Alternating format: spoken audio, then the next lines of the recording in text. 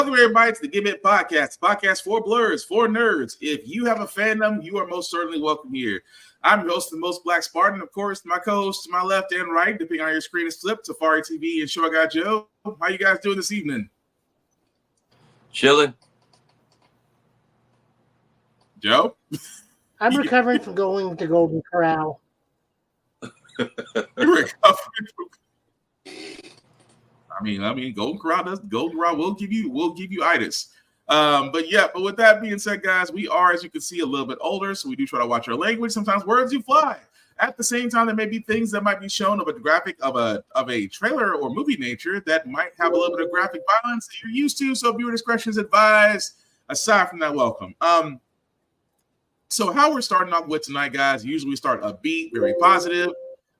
But we do have to, report on a somber note. A fellow podcaster, a guy who has basically educated a lot of people on comics. You probably know him as Comicstorian. Others may know him as Ben Potter. As of this week, unfortunately, he has no longer with us due to losing his life in a car accident. Again, he was 40 years old. Ben Potter, as you see right there, was a guy known on YouTube as Comicstorian. If you know who Comicstorian is, you're more than likely either been educated or use him as a resource because he is one of the very few guys out there. And guys, correct me if I'm wrong, arguably one of the most purest sources of comic lore that you can get out there. But yes, he is survived by his wife. And if you don't know his channel, guys, we do want to show love by actually showing his channel, which again is Comicstorian on YouTube. And we just want to show a little bit of what this man does. Sits in front of a camera and rants and raves about stupid stuff because it's what I'm known for.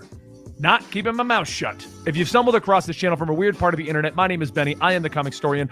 We run a channel in which we basically take comic books, turn them into audio dramas so that you know what's going on in the world of comics. We do this because following every single comic book that comes out is expensive and difficult to do. But I always recommend you go check out your local comic book store because, if you don't buy the comics, then this stuff doesn't exist anymore. And today I want to talk about reboots. In my recent super deep dive into Marvel and why it's made me come to appreciate DC's reboots. What are you talking about, Benny? The general consensus in the comic book community is that reboot bad. It is, but it's not. Let's talk about that. So recently we launched a new channel, Comicstorian Classic. Over there, I'm able to just read hundreds of comic books and dump them onto the channel the old way we used to do Comicstorian. And I will link it down below if you want to go check it out. What I'm using it for are comic books that wouldn't survive in the algorithm because nobody wants to watch a Poison Ivy comic and nobody wants to watch, the entirety of Fall of X. But I do want to cover those because I just enjoy the world of comics. But what it has made me realize with all of this reading of Marvel through all of Fall of X and all of Spider-Man and all of Venom is that I just want a reboot. You see, we recently also did a video known as The Entire History of the X-Men, in which I had to sit down and look up every core storyline that had happened to the X-Men since the 60s, which made me realize that all the knowledge that I'm gaining from reading all of Fall of X and Spider-Man and Wolverine and everything is still missing some key holes. When a brand new character is introduced in any of those books, you're like, oh, it must be a brand new character, only to discover they're from 50 years ago because the writer decided to do a deep cut. When Nick Spencer decided to do his Amazing Spider-Man run, the entire hype was based around the villain Kindred. Kindred's the super big bad villain. Kindred has history with Peter Parker. Kindred knows what's going on. Come to find out, the storyline involving Kindred is that I believe he was Harry, not Norman, a clone of Harry. It was a cut to the 90s during an entire storyline in which Norman Osborn had seemingly had 2 kids with Gwen Stacy. It's what it boils down to.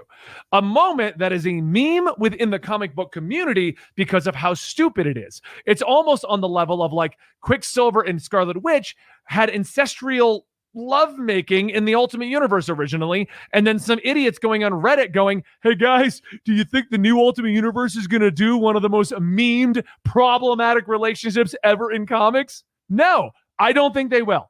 But the point I'm making is Kindred was not some new villain. Kindred was a deep dive into the history of comic books. We had a similar situation happen with the series known as Infinity Warps, where a new character, Requiem, was introduced only to be revealed to be Gamora. It wasn't too big of a deep dive or a deep cut, but it was still like no new characters. No, because Marvel's pulling from 60 years of comic book history.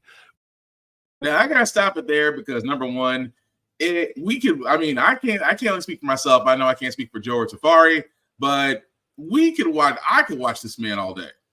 Just because of the history that this man knows. And again, he puts it in a way to where it's not condescending.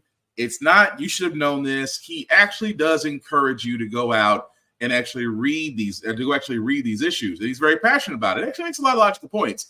But